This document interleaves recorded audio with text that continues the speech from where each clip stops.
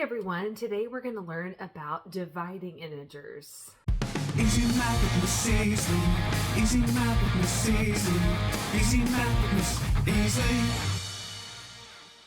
And I thought a fun way to learn this would be to go on a zombie hunt.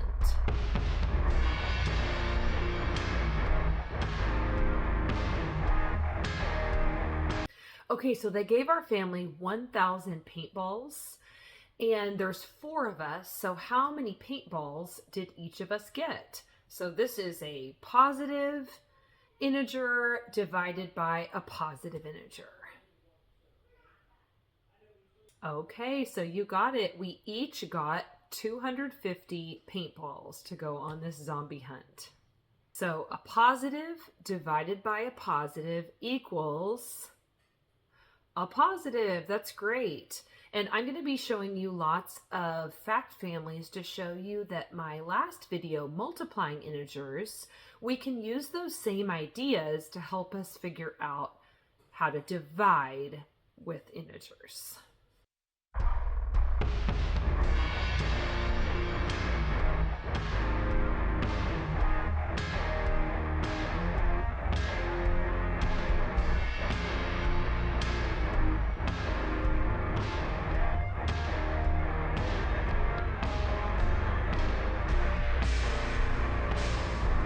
Okay, so here's a good one for you. We got rid of 100 zombies as a family.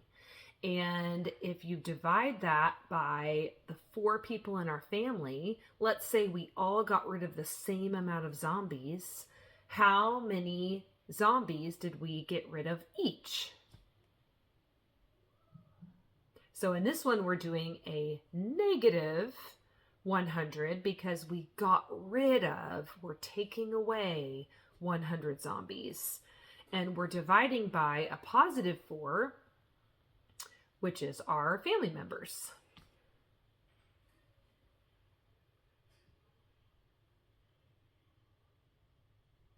All right, you got it. So we each got rid of 25 zombies. Now here's the important question. If we're doing that negative 100 divided by a positive 4, and we each got rid of 25 zombies, is that 25 positive or negative?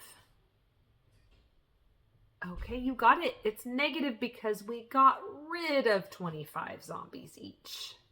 So a negative divided by a positive equals a negative. Great job.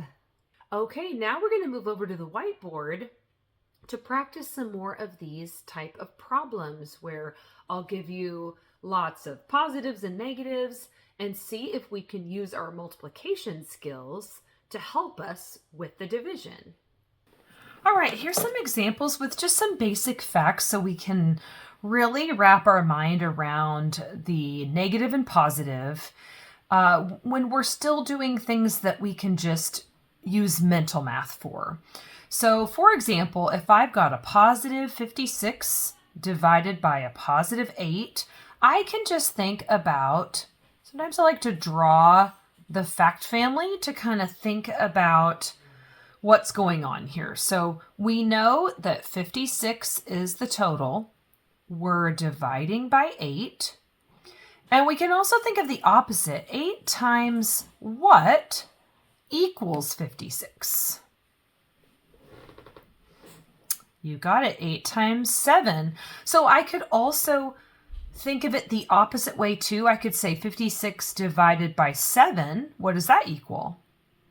You got it, 8. So the answer to this one is just 7. And is it going to be positive or negative?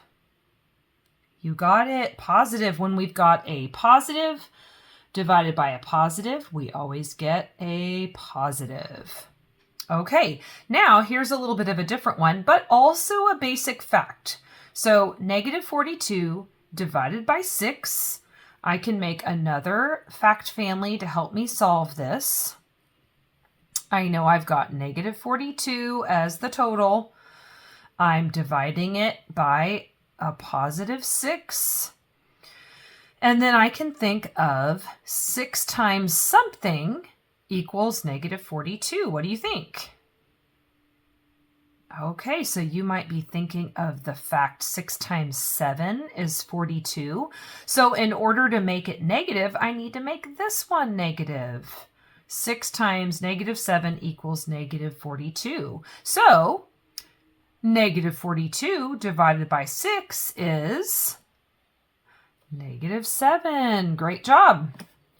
Okay, so then it looks like a negative divided by a positive equals a negative. So just like when we learned about multiplication, if there's different signs, the answer, the product, is going to be negative. If they're the same, it's going to be positive. So we can use that when we're dividing also. If they're the same here, it's positive. If they're different, it's negative. Let's see if that works for more examples. All right, here we have a negative divided by a negative and a positive divided by a negative. Let's tackle both of these problems.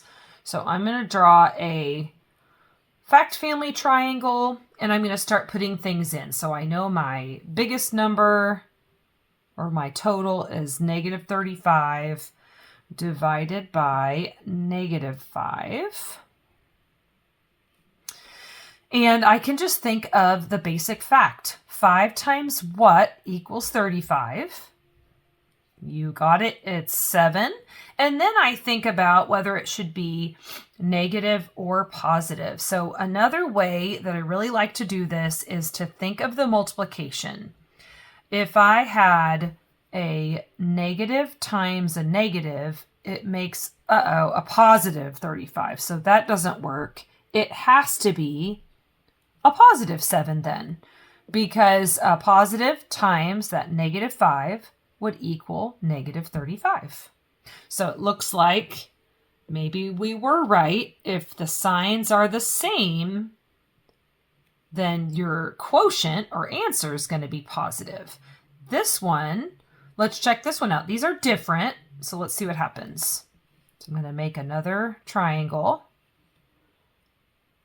Okay, and 24 is my total. I'm dividing by negative 3. Okay, and then I can think about negative 3 times something equals a positive 24. So what do we think? Okay, well, 3 times 8 is 24. And what can I do with this number? Should it be positive or negative in order to get this to a positive 24? Okay, I see. If I leave it like this, a negative times a positive would be a negative 24. So I better make this negative. And then it makes that positive 24. And let's check this one. This one's positive, negative. So the signs are different. And that tells me my quotient should be negative.